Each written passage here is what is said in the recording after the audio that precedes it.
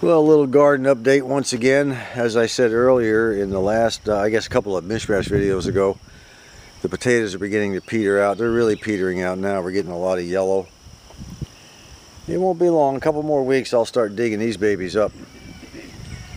And then the cucumbers are actually putting out a few cucumbers. I finally got one right here. I have a couple of regular cucumbers in the front. And I think I put, it's hard to remember, there's so much crap been going on around here. I think I put the pickling cucumber in the back. And we have a small pickling, we have a small one right there. If I can get my hand on it, if I can find my hand, where's it at? Right here, we got that one there. I don't know whether to pick that stupid thing or not. Yeah, give it another day or two. If I get anything out of this garden this year after that flood, I'm a happy camper. And the tomatoes are finally starting to put out little bitty tiny tomatoes. I was wondering if I was ever going to get any blooms at all. One of the problems I noted for some reason was the blooms weren't really opening up all the way. If they don't open up all the way, I'm not sure that some are. Some are opening up like this one here. But a lot of them aren't. They're just sort of half opening. Since we now have power in our shop, I think it's time to christen it. Yes, we're going to christen our shop. Call it my idea of feng shui, okay? I mean, I put that speaker right there and this speaker in a cardboard box. I mean, to me, that's feng shui, okay? Let's go with let's put a tape in, the 8-track says, the golden age of entertainment. I have no idea what's up here. Let's see what's going to happen. Oh, my goodness.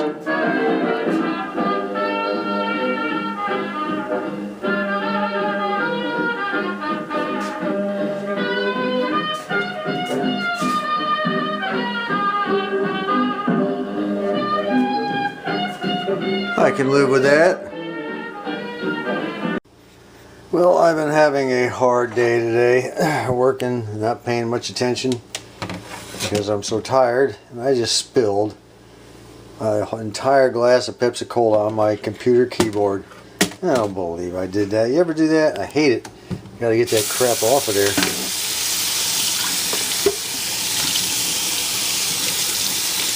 And I hate sticky keys, you know. Well, I should do it, I hope. Alright, we'll see what happens now. I'll probably blow it dry with one of my cans of air.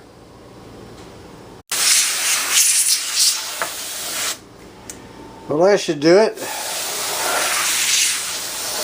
I hate using these cans of air. They get really cold in your hands.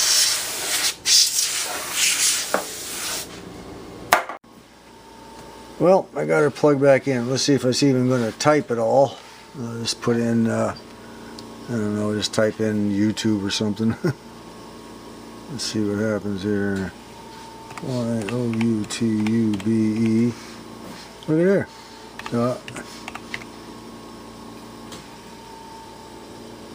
YouTube.com.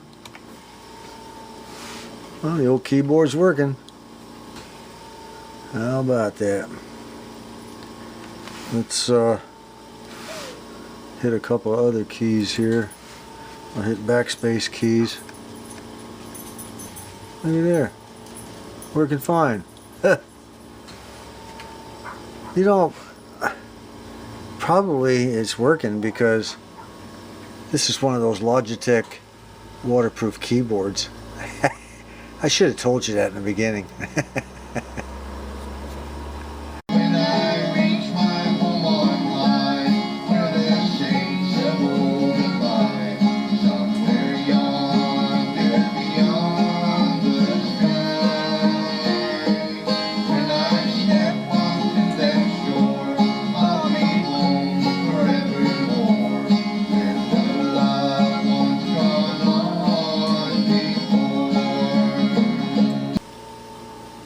There's a lady out there named Virginia McJunkin. Her nickname is Jenny, and her channel is Virginia McJunkin. Now, I've mentioned Virginia before, but this time I wanted to mention her because there may be other ladies who watch my videos. But Virginia is the only one who ever leaves a comment. She's the only one. She's numero uno. Now, we used to have a lady a few miles from where I live who would leave a comment, but I don't know what happened. I guess she moved on to other channels that interested her more. And she only kind of hung in there when I was doing the, the cobbler kind of cooking outside on the grill and that sort of thing. She was into the cooking side of the house. Anyway, Virginia always leaves me a comment. I think that's fantastic, and I always listen to her music. Now, sometimes she sings songs that others have written, and she does a lot of her own writing. And in this case, this particular song, called When I Reach My Home on High, was written by her and sung by her, also along with some guy named Dale Whitenick. Never heard of him. He's probably a friend of hers, or the same type of singer, YouTube kind of singer, gets together with guys in the local town, things of that nature. I don't know, I'm just guessing. But anyway, since Virginia is the only one who, the only lady who leaves comments on my videos, we all know what that means. Shout out to Virginia McJunkin.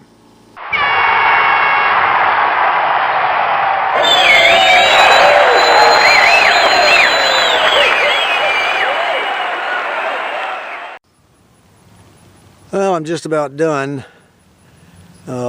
cleaning out the shed and getting rid of stuff and keeping stuff. I'm amazed at how much I actually kept. And I'm not done yet. I won't finish till tomorrow. Let me show you what was in there.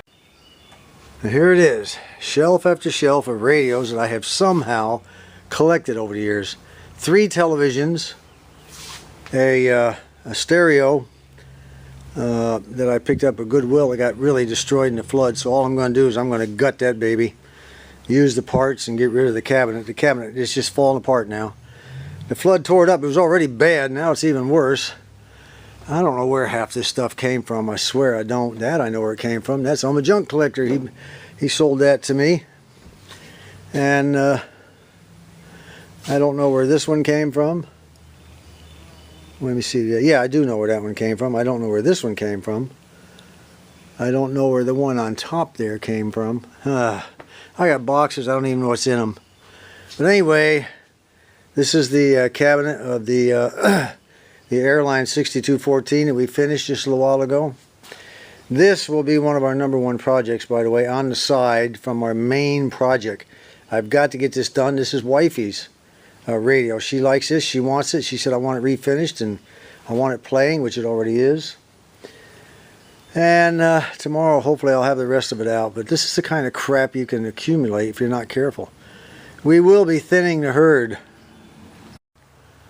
When our son lived here, our oldest son, John, when he was in college, he did a couple of years of college here. He had to go up to the University of Arkansas up in Fayetteville to finish because they didn't have the courses he needed here in Conway. Well, anyway, he lived in the shed for a while. And while he was there, he did a partition. He put a wall, made 2 rooms out of it. And now that he's gone, and of course I've been cleaning out the shed and tearing things up, the wife said, hey, why don't you take the door and the door frame off that partition wall that he had and use it in your shop for the door out to the garage? I said, well, I knew that. Anyway, here's the door. It just has a little bit of veneer missing on the right-hand side and the left-hand side, but we can live with that. And here's the door frame. Now, I'll have to cut it down. It's a little bit too long. But that's going to solve most of our problem on here. And then all I have to do is put a little partition on the left here on hinges that I can swing open as needed if I'm bringing in something large.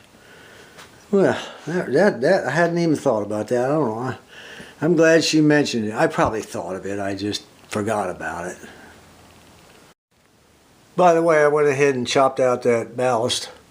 One way or the other, we're going to get this thing fixed. It's not a big priority right now. I still got 2 other lights, no big deal. But we'll get that thing done.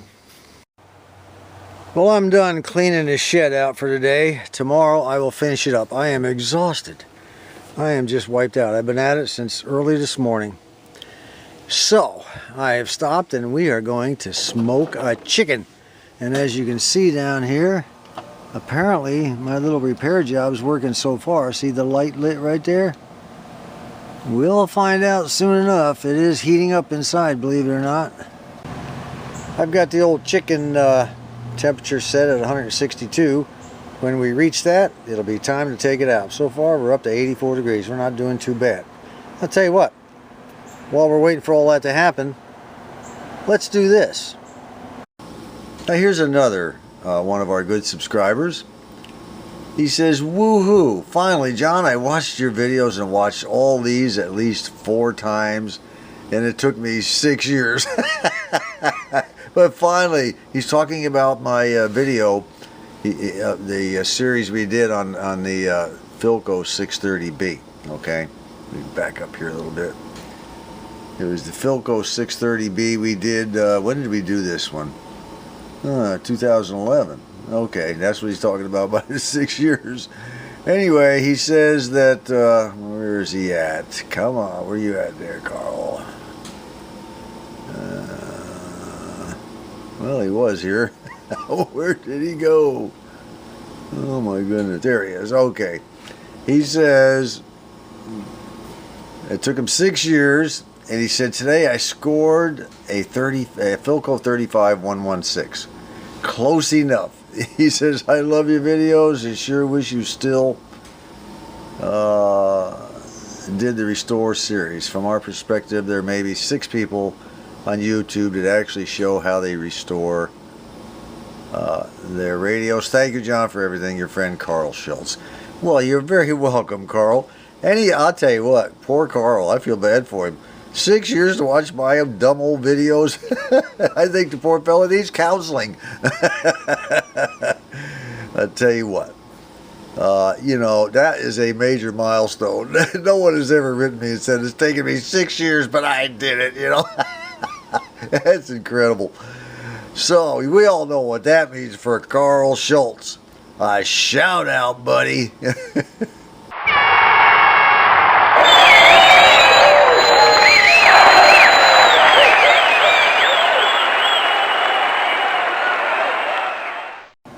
Let's do a little reflection here. I've been retired for a week. It was a week, 2 days, let me see, a week, 2 days ago. I'll tell you what, I'm having trouble getting my mind wrapped around this. I keep thinking I have to go to work the next day.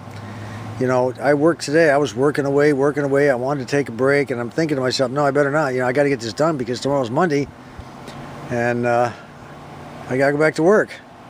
And then, like, you know, all of a sudden my mind clicked, and I said, no, wait a minute, I'm retired. I don't have to go to work tomorrow. It's been a problem. I got to tell you, it's been a problem. Now, I guess some people can just click and bang, and that's it. They're retired. They don't worry about it ever again. I can't do that for some reason, at least not yet. Maybe in a little more time, maybe, you know, a little while. It has really been difficult for me. Every day has been like that. I get up in the morning and I say, what do I got to get done before I go to work? It's just alien to me so far. Incredible. All right, enough of reflection here. Let's see what's happening with our temperature gauge. Oh, we're doing all right. We're up to 150 degrees Fahrenheit. Well, the old smoker's doing pretty good. As you can see, we're up above 225. And we're getting plenty of nice smoke coming out of it. I like that. I'm smoking in hickory today.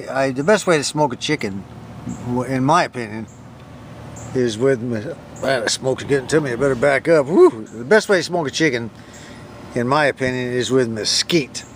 I didn't realize I was out of mesquite.